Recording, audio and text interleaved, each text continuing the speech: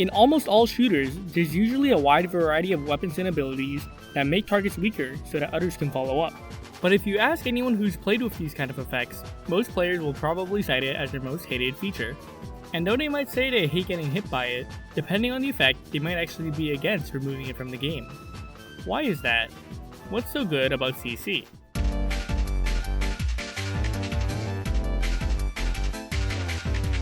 Well, to explain why it's good, we should define what it actually is first. League defines crowd control as an ability that limits the target's control over itself. This can mean a lot of things, but usually gets split up into either soft or hard CC. Soft CC is anything that restricts the player's ability to do something, but still allows them a decent amount of control. Roots, slows, concusses, and flashes are well known and understood to be soft CC. They stop your movement or mess with your sight to throw off your aim. Smokes and generated terrain also go in this category, because they hinder your ability to see or walk through an area. Just because it's not affecting you directly doesn't mean it's not CC. By the way, unlike smokes and walls, Molotovs and suppressing fire are not CC. Though they definitely affect how you're going to play in a situation, they don't actually restrict your ability to do anything. If you did count this as CC, you would also have to count mind games as CC. Just because you threaten to throw rock for the third time in a row, it doesn't mean they can't still pick scissors. Though, they would be stupid to question your love for rocks. Poor predictable Bart always takes rock. Good old rock. Nothing beats that. So why does all this matter?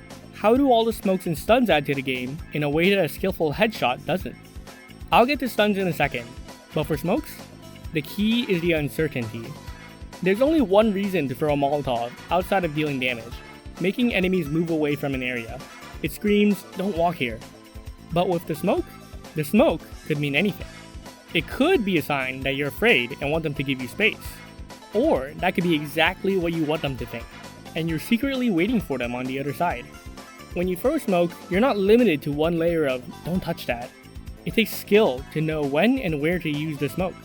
This doesn't even take into consideration how specific games have different kinds of smokes and counters. Hollow, cloudy, and wall smokes, and all the ways you can clear or see through smokes add another level of skill for players to master. Smokes change the game from whoever aims better wins to whoever strategizes better has the advantage.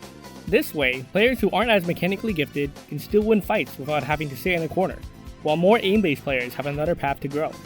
In a similar vein to smokes, TF2's explosives also allow for a deep back and forth between players. Using the knockback of an explosive, it's actually possible to fling enemies into the air for what should be an easy follow-up. But if you've played any Source game, you should know that the air is where you're most mobile. By using a mechanic called air strafing, the airborne enemy is actually able to completely change their trajectory. They could use it to get to safety by making their movements unpredictable. Or they could use it to get on top of the shooter, where explosive classes usually struggle the most due to splash damage. Both players have a ton of agency, and players who spend time learning to airstrafe are rewarded with understanding of where to shoot or the ability to reposition. But sometimes you need something stronger than the free choice in mind games that soft CC brings. Sometimes you need to enforce your rule on the enemy and just tell them to stop. Sometimes you need stuns.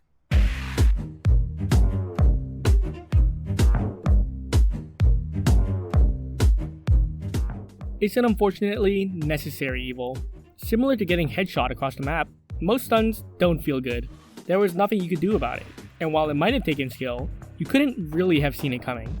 But it doesn't need to be this way. We can fix this. Most stuns feel bad because they have too much of one or more of these categories: accessibility, ease of use, and reward. Let's start with the first one, accessibility. This is exactly what it sounds like. Skills that have low cooldown, high number of uses, or don't really have any cost to use at all. Even if the effects are balanced by a short length, the constant stutter of being stunned again and again is always awful to play against. This extends to soft CC too, by the way. The thoughtful, well-placed smokes from earlier would mean nothing if you could place them infinitely on a 3-second cooldown. To make these CC more balanced, you usually just increase the price. Ultimate points, time, and ammo are some of the more common methods that work best. But even if it costs a lot, it might not mean anything if it's the easiest thing to use in the world. Imagine an ultimate that costs 9 points to use and blinded the nearest enemy for 1 second. It would be the worst ultimate in the game, but would still likely be one of the most hated. Even though the ability is pretty bad for the cost, its guaranteed activation would frustrate people because there is nothing they could do. While there is room for both easy and hard to use stuns, most people tend to like the harder ones. By adding an aim requirement like on a sleep dart, or requiring certain conditions like making it a trap, players will be less likely to feel cheated when they get hit. The added aim or planning needed on the part of the user adds a level of skill that people respect. You could also add another level of difficulty by increasing the windup of the CC. This allows the target to respond by moving out of the way or blocking it entirely. It becomes less of a guessing game about when they're about to shoot and adds a level of skill to the target as well as the user. Sick of getting hit by a stun? Just watch for the windup and dodge it. In other words, get good. Another method is increasing risk for the user. Want to slow all the enemies to a crawl? Sure, but you risk hitting your own team with it and throwing the fight. This doesn't exactly require mechanics to use, but game sense, which could be more skillful depending on the game. Finally, we need to consider reward. The CC needs to be fair for both players, not just the person getting hit.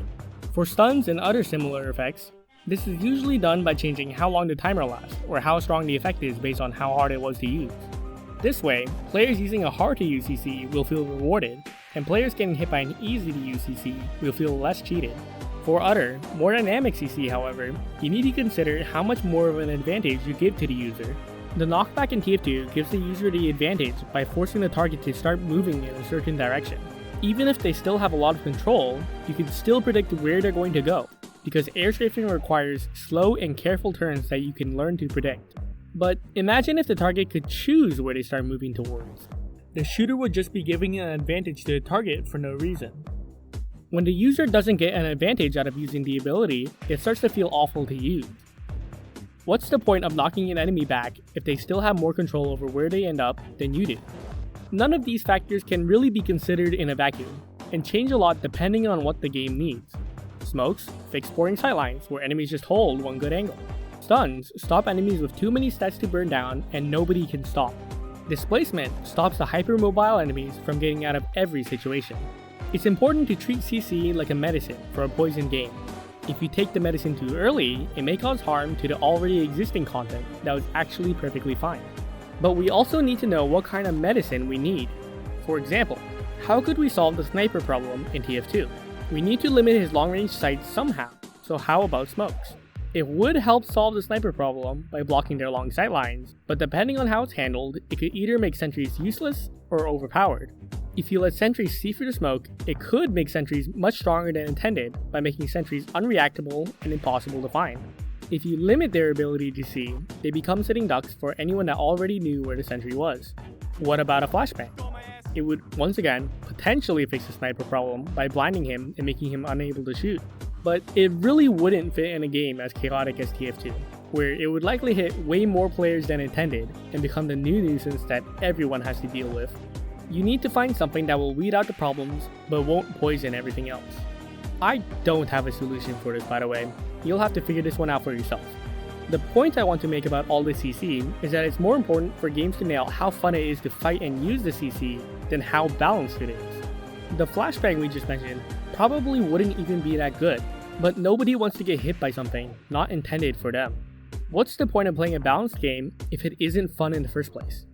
This has been Weary, and thanks for watching.